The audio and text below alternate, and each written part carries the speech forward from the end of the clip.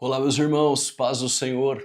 Desde os primórdios da igreja, nós percebemos que o ministério da pregação é um ministério sagrado, sublime e de muita honra. E por isso, hoje, quero trazer 10 conselhos fundamentais para a vida do pregador. E também nós teremos a ilustre participação neste programa do pastor Osiel Gomes. 10 conselhos práticos ministeriais e também, por que não, uma inclinação teológica àqueles principiantes na fé, aqueles que esmeram na área da pregação ter um ministério bem sucedido. Um ponto aqui importante é que pregar o evangelho é um dever de todo cristão. O próprio Jesus disse: ide por todo mundo, pregai o evangelho a toda criatura. O ide, na verdade, indo por todo mundo, esse ide é para todos nós.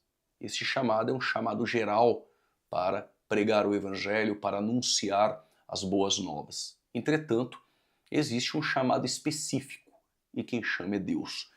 Quem dá os dons é o próprio Deus. Quando nós lemos Efésios capítulo 4, versículo de número 11, tratando sobre os dons ministeriais, o texto diz que ele mesmo deu uns para, e aí nós temos o apóstolo, nós temos o profeta, nós temos o evangelista, nós temos o pastor e o ministério dos doutores, os mestres da igreja.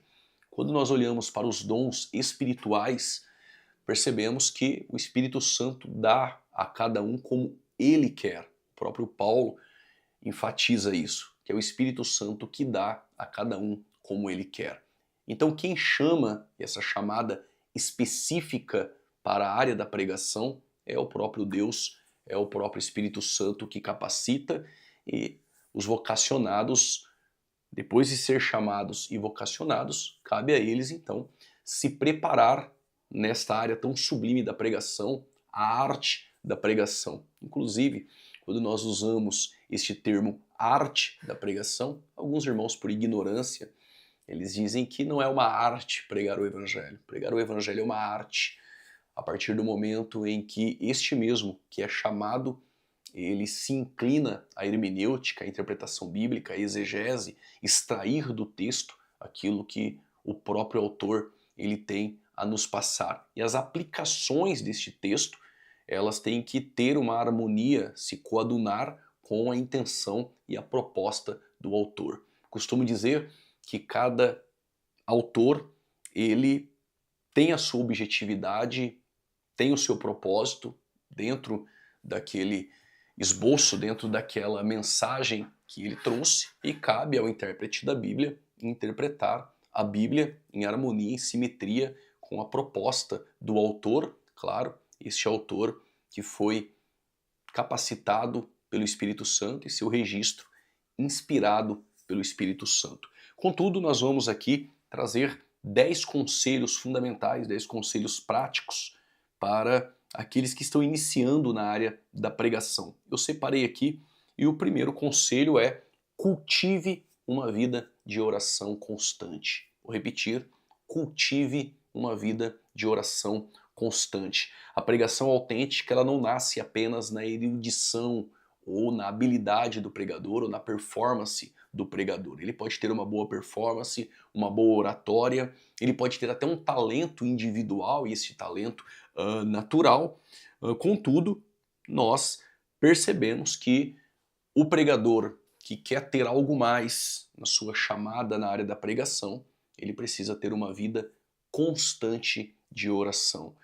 Percebemos no texto de Atos dos Apóstolos, capítulo 6, versículo de número 4, e ali nós estamos tratando da instituição dos diáconos, e na instituição dos diáconos nós já percebemos que a igreja, dentro deste contexto de Atos dos Apóstolos, capítulo de número 6, mas nós perseveraremos na oração e no ministério da palavra. Logo, o texto, versículo 4 de Atos, capítulo de número 6, ele é enfático, e a ênfase é que o ministério da palavra ele é acompanhado pela perseverança na oração. Os apóstolos declararam que a prioridade do ministério é perseverar na oração e no ministério da palavra. Quando nós atentamos para Lucas, capítulo de número 11, e o evangelho, segundo escreveu Lucas, é o que tem mais ocorrências de oração e de ação do Espírito Santo. A atuação do Espírito Santo e oração, todos os registros de oração e ação do Espírito Santo, o maior número de registros está no evangelho segundo escreveu Lucas. Olha o capítulo de número 11 de Lucas. E aconteceu que, estando ele a orar, aqui Jesus, num certo lugar. Para Jesus não tinha lugares específicos para oração.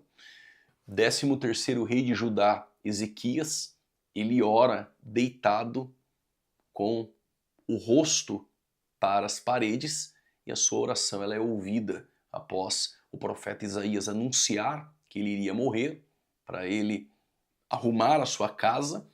Aí depois da oração, logo depois da oração, nós vamos ter o profeta Isaías voltando, ele já estava no pátio, para acrescentar mais 15 anos de vida para Ezequias. Nós temos oração no telhado, nós temos oração dentro do quarto, nós temos oração no monte, nós temos oração no quarto com as janelas abertas rumo a Jerusalém, estamos falando de Daniel capítulo de número 6, e aqui Jesus, o texto diz que num certo lugar, não há lugar para orar. Aqueles que têm o ministério da palavra e querem ter um ministério bem sucedido, a oração deve acompanhar, estar atrelada, inerente ao ministério da palavra.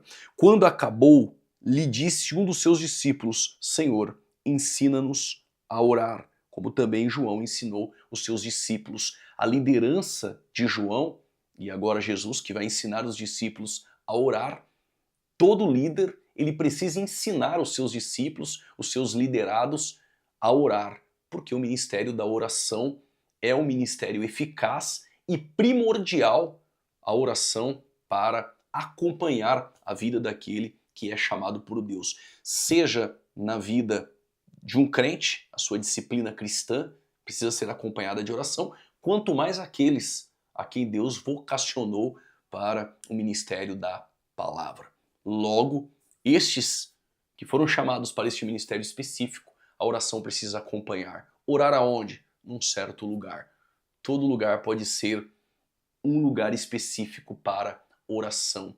Todo lugar pode ser um lugar de se falar com Deus, seja no carro, seja no trabalho, seja em casa com os joelhos dobrados, em qualquer lugar nós podemos orar. E percebe-se que quando Jesus terminou de orar, um dos discípulos, porque o ministério da oração, esse chamado à oração, infelizmente não são todos que se interessam. Entre os 12, ou quem sabe entre os 70 vocacionados para a grande comissão, somente um se interessou, se preocupou em pedir para Jesus ensiná-los a orar. Eu separei aqui alguns textos, por exemplo, em Mateus 11, 25 e 26, naquele tempo respondendo Jesus disse: graças te dou, ó Pai, Senhor do céu e da terra, que ocultastes estas coisas aos sábios e entendidos e as revelastes aos pequeninos. Sim, ó Pai, porque assim te aprouve. Aqui nós temos Jesus orando no Getsemane, Mateus 26, do 36 ao 44. Então, a oração do Getsemane é esta: e adiantando-se um pouco, prostrou-se sobre o seu rosto, orando e dizendo: meu Pai, se é possível, passe de mim este cálice. Jesus orando. Em Mateus nós temos outros textos como Mateus 27, 50, Mateus 27, 46. No Evangelho de Marcos, nós temos Marcos capítulo 1, versículo 35, e levantando-se de manhã, muito cedo, fazendo ainda escuro, saiu e foi para um lugar deserto e ali orava. Muito cedo, fazendo ainda escuro, saiu e foi para um lugar deserto e ali ele orava. Percebe-se que era escuro, era madrugada e Jesus ele se ausentou para orar. Marcos capítulo 6, versículo 46, e tendo-os despedido foi ao monte para orar. O ministério de Jesus era um ministério de oração. E Lucas é, como eu já disse, o evangelho que discorre maior número de ocorrência sobre oração e atuação e ação do Espírito Santo. Lucas 6,12, e aconteceu que naqueles dias subiu ao monte a orar e passou a noite em oração a Deus. Lucas 10,21, naquela mesma hora se alegrou Jesus no Espírito e disse, graças te dou. Percebe Jesus aqui orando também. Então, o primeiro conselho ao pregador é cultivar uma vida constante de oração. Quanto mais tempo o pregador cultivar uma vida de oração, pode ter certeza que o seu sermão será um sermão diferenciado. E por quê? Por conta da sensibilidade do pregador diante da palavra e no momento da exposição da palavra. Grande privilégio é o pregador pregar e quando ele estiver pregando, ele sentir a presença do Espírito Santo, sentir a presença do próprio Deus com ele. Esta é a diferença do pregador que prega com autoridade e a unção na vida deste pregador, ela é percebida por aqueles que o ouvem. E aí a credibilidade a este ministério do pregador, ela chegará a um nível mais alto. E por que essa credibilidade? Porque o público que ouve o pregador, ele percebe que o pregador tem algo de Deus para passar, mas também ele tem Deus em sua vida. Segundo ponto, segundo conselho para aqueles que esmeram a área da pregação, seja estudante assíduo das Escrituras. Seja o estudante assíduo das Escrituras. O pregador não pode viver de fragmentos, mas deve compreender a macroestrutura da revelação. Paulo ele exorta a manejar corretamente a palavra da verdade. Esse termo que aparece em 2 Timóteo capítulo 2, versículo de número 15, que o obreiro ele tem que se apresentar como um obreiro aprovado, que não tem do que se envergonhar. E maneja bem a palavra da verdade. A expressão manejar, que aparece aí, esse termo, significa cortar em linha reta. Machado emprestado geralmente não vem amolado. E se vem amolado, vem no padrão do dono. Cada um tem que ter a sua própria ferramenta e tem que estar bem amolada. Tem muito pregador pregando a palavra de Deus com ferramentas que não são deles. E o corte sempre sai errado. E por quê? Não está afiado.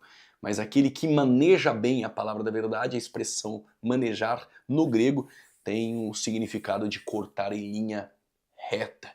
E aqueles que pregam a palavra e cortam em linha reta, estes, eles manejam bem a palavra da verdade. Isso é interpretar sem distorção. O texto, ele tem uma cerca nele. Nós precisamos respeitar. Nós podemos ir somente até onde Deus permitiu que nós fôssemos. Muitos romperam essa cerca, violaram o texto e aí surgiram heresias e invenções humanas no púlpito.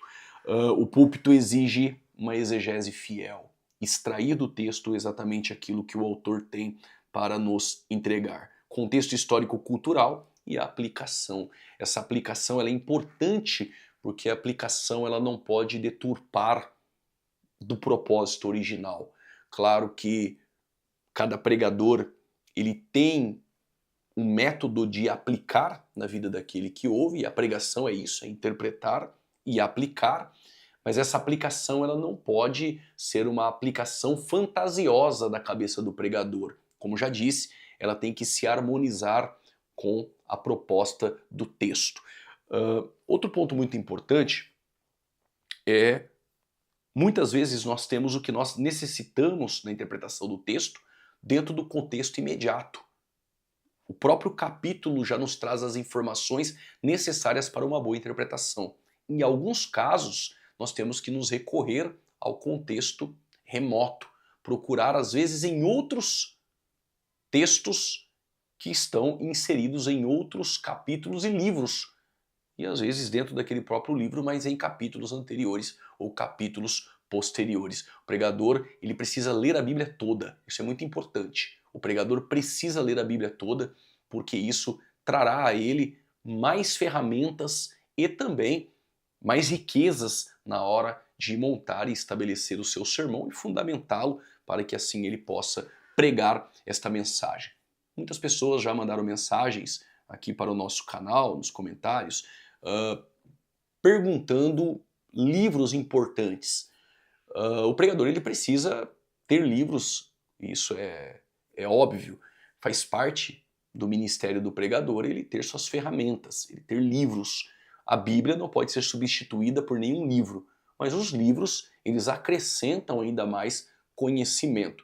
Livros de teologia sistemática eles são muito importantes. Eu tenho aqui alguns que são indispensáveis, são vários, mas nós temos alguns que são indispensáveis. Por exemplo, Norma Geisler, pela CPAD, são 2 volumes. Teologia Sistemática, são 2 volumes, volume 1 e volume 2. Norma Geisler, acredito que todo pregador precisa ter Norma Geisler. Ele precisa ter todos os livros de teologia sistemática? Bom é se ele tiver condições de ter a sua biblioteca e ter o maior número de livros de teologia sistemática. Mas o pregador pentecostal ele precisa ter habilidade na teologia sistemática para saber separar aquilo que é e faz parte da teologia pentecostal e aquilo que é teologia reformada em algumas matérias, como pneumatologia, doutrina do Espírito Santo. Existem livros que são de teor cessacionista, o que não condiz com os livros de teologia sistemática pentecostal, que crê na atualidade dos dons e que os dons não cessaram. Outro ponto é dentro da soteriologia, doutrina da salvação, onde existe os pontos de Calvino, os pontos da Tulip, os 5 pontos de Calvino, e aqueles que são teólogos pentecostais, pregadores pentecostais, eles não podem misturar, por exemplo, uma doutrina calvinista com a doutrina arminiana e fazer uma salada. Isso pode se perceber, às vezes, no púlpito, quando o pregador ele lê de tudo, ele não consegue separar aquilo que é dentro da teologia de uma perspectiva pentecostal e reformada, e aí a sua mensagem é uma salada. Ao mesmo tempo, ele tem uma tendência calvinista, mas ele é um pregador pentecostal e ele prega como um calvinista defendendo doutrinas calvinistas que são doutrinas antagônicas à teologia pentecostal. Outro livro muito importante também pela CPAD, pela Casa Publicadora, é a Teologia Sistemática de Stanley Horton. E claro, nós temos outras teologias sistemáticas de cunho pentecostal, como a própria Teologia Sistemática Pentecostal, aquele livro de capa branca, eu tenho ele aqui. Este aqui, eu gosto também de William Rudman, da editora Vida, mas este aqui também, Teologia Sistemática Pentecostal, pela CPAD, é um livro muito importante e de uma linguagem mais acessível àquele pregador iniciante. Outros livros que são importantes, além dos livros de teologia sistemática, são comentários expositivos. E aí nós temos diversos comentários expositivos. Já me perguntaram qual o melhor. Eles se completam. Nós temos o Beacon, por exemplo, temos o Moody, temos Matthew Henry, temos também o Wisber, temos o comentário expositivo da Cultura Cristã, ele é muito bom. Sendo assim, nós temos diversos comentários expositivos. É importante que o pregador tenha acesso a esses comentários expositivos, que são ferramentas que irão acrescentar ainda mais para que o pregador tenha ferramentas necessárias para montar e estabelecer o seu esboço. Um dicionário bíblico, bíblias de estudo eu não tenho por costume usar, tenho diversas aqui em minha biblioteca, aplicação pessoal, a Bíblia de estudo pentecostal, a Bíblia palavra-chave, temos diversas bíblias que auxiliam. Contudo, conquanto o pregador não pode ficar engessado ou aprisionado em nota de rodapé. É importante ele ler as escrituras e ele estabelecer aplicações que o próprio Deus irá dar. Mas também é importante ter esse conhecimento adquirido, repassado em sala de aula, mas também adquirido em livros. Então, sobre Bíblia de estudo, eu gosto muito da Bíblia Aplicação Pessoal, acredito que para aqueles que estão iniciando na área da pregação, interpretando textos, a Bíblia de estudo pentecostal é muito importante dentro de uma perspectiva doutrinária.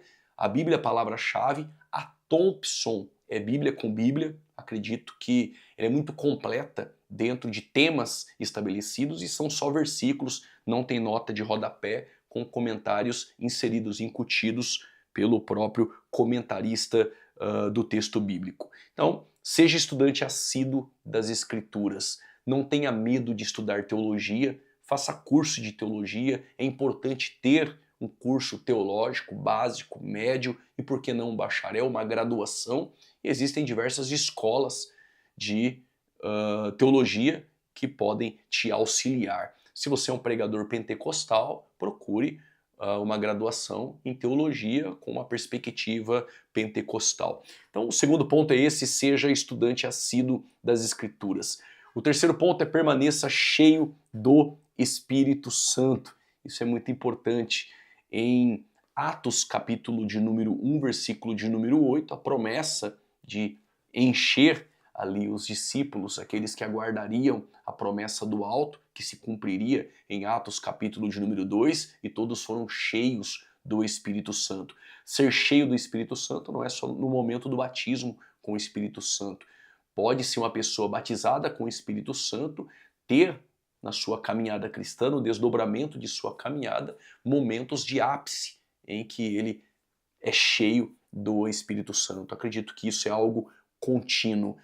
Importante analisar Estevão, um pregador, diácono, em Atos capítulo de número 6, separado para o diaconato entre aqueles escolhidos através da oração da igreja. Nós temos o Estevão, um homem cheio do Espírito Santo, e quando ele pregou, é perceptível que Estevão estava cheio do Espírito Santo. O pregador, ele precisa ser dependente do Espírito Santo, e o seu ministério está enraizado na palavra. E este que é cheio do Espírito Santo, como eu disse, a sua vida cristã e o seu ministério na área da pregação, aqueles que têm um chamado específico, isso faz toda a diferença. Quarto ponto: exerça humildade diante do púlpito. O problema é que, conforme o pregador ele tenha um ministério na palavra e ele começa a se despontar na área da pregação, é inevitável que elogios venham. E nós precisamos lidar com esses elogios. Nós precisamos ter a compreensão e estarmos cônscios de que é simplesmente concessão da graça.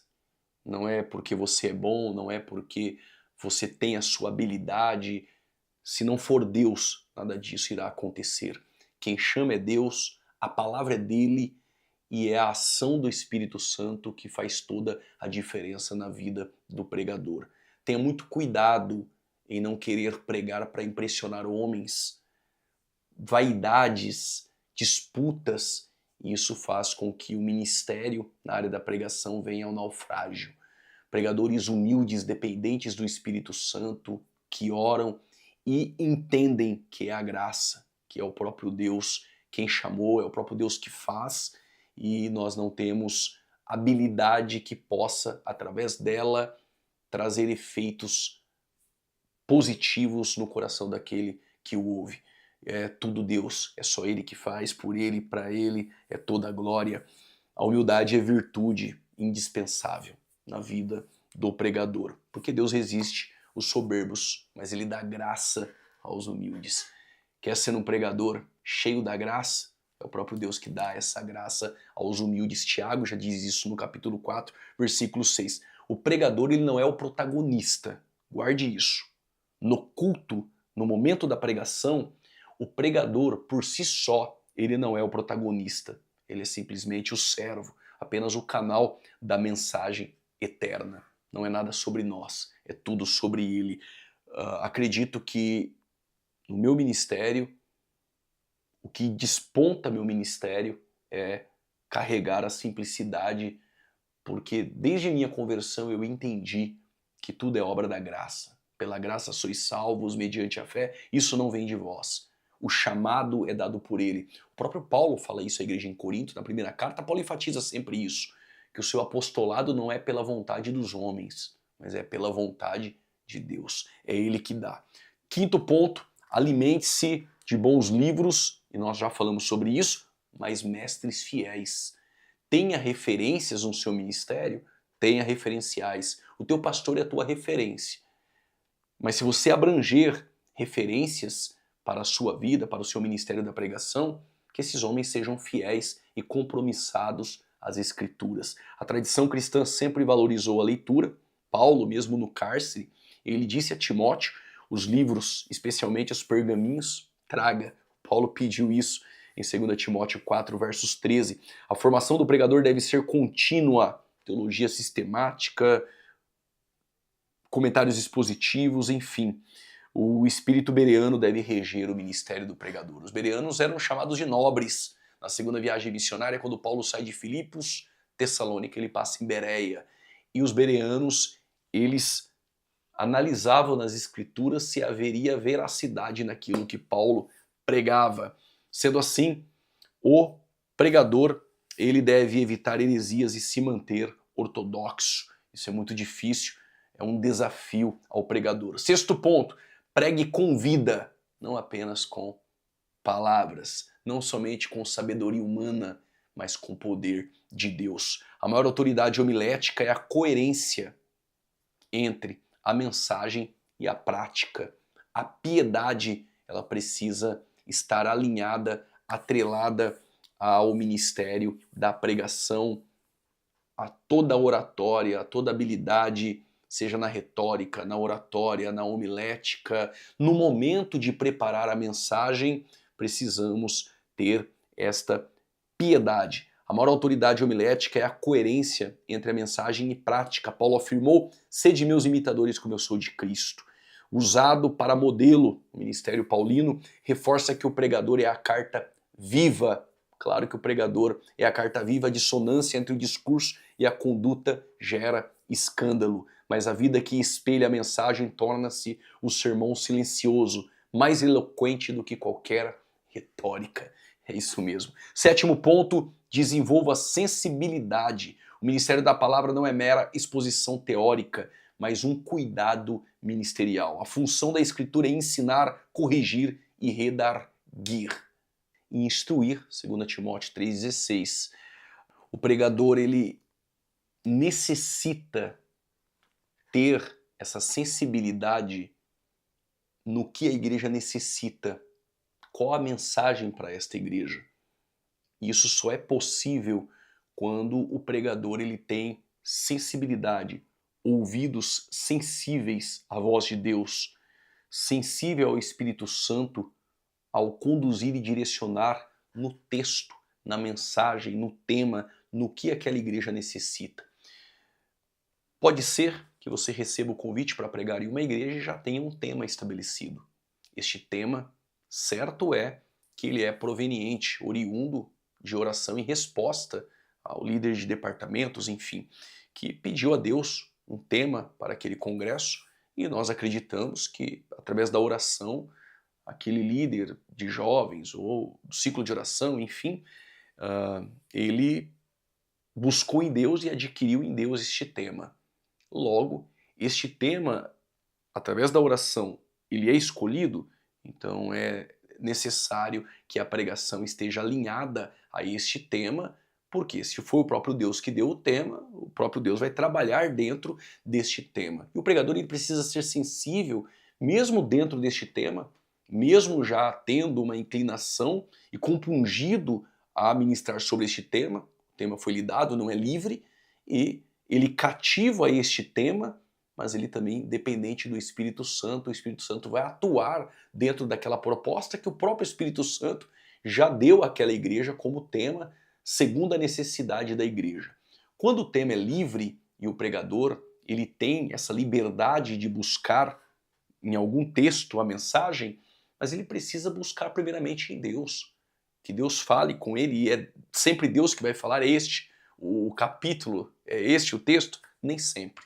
Mas nós acreditamos que a nossa dependência do Espírito Santo é que irá nos conduzir à mensagem correta e necessária que vai de encontro à necessidade da igreja. E na hora da pregação, o pregador que é sensível ao Espírito Santo, ele dará liberdade para que o Espírito Santo conduza exatamente dentro daquela estrutura que o próprio Espírito Santo já lhe entregou. Eu já ouvi algumas pessoas falarem sobre preparar mensagem, esboço pronto e ser opositores opositores a isso. Algumas pessoas não gostam de que o pregador ele chegue a pregar já com o esboço preparado. O Espírito Santo ele pode dar alguma coisa na hora? Pode. Mas por que o Espírito Santo não pode dar um mês antes? Por que o Espírito Santo não pode entregar ao pregador tudo aquilo que é necessário para ser ministrado no domingo? Por que isso não pode acontecer na terça-feira, no momento da oração?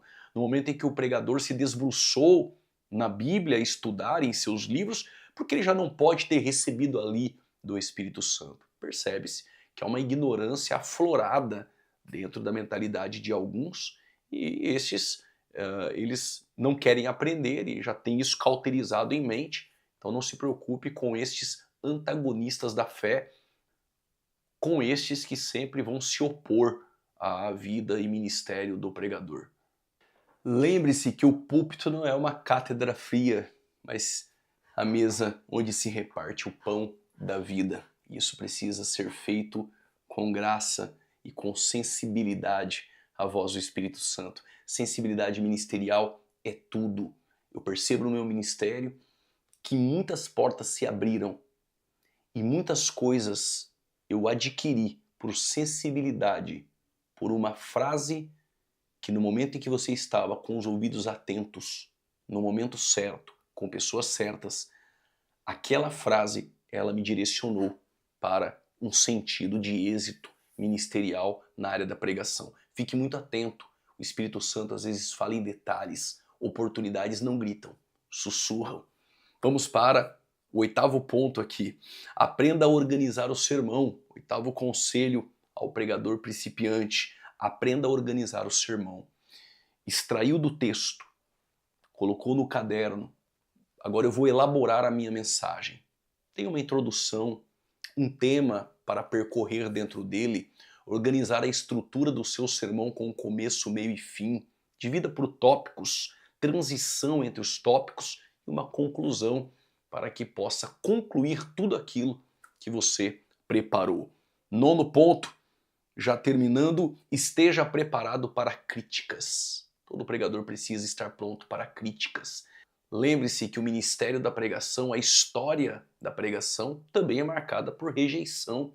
Quando Estevão pregava cheio do Espírito Santo, ele não recebeu elogios, ele recebeu pedras. E os antagonistas rangiam os dentes por causa da pregação de Estevão, cheio do Espírito Santo de Deus. Jeremias foi rejeitado. Isso não significa que o seu ministério tem que ser um ministério somente de rejeição. Contudo, se você é fiel às Escrituras, se o seu sermão tem amparo escriturístico, não se preocupe, pregue a palavra de Deus. E não fique preocupado com o movimento, com a reação do povo, não fique preocupado com aquela manifestação emocional. Pregue o sermão, somente pregue a mensagem fiel às Escrituras. Quem vai fazer é Deus. Se o Espírito Santo quiser, na linguagem, dentro do âmago, dentro do contexto evangélico, se Deus quiser tomar a igreja, se o Espírito Santo quiser fluir e fazer coisas espirituais no momento da pregação, é o Espírito Santo que vai fazer. Não queira assumir o papel que não é seu, é do Espírito Santo. 10º, nunca perca o amor pelas almas. A verdadeira motivação do pregador é o zelo por vidas. É isso mesmo.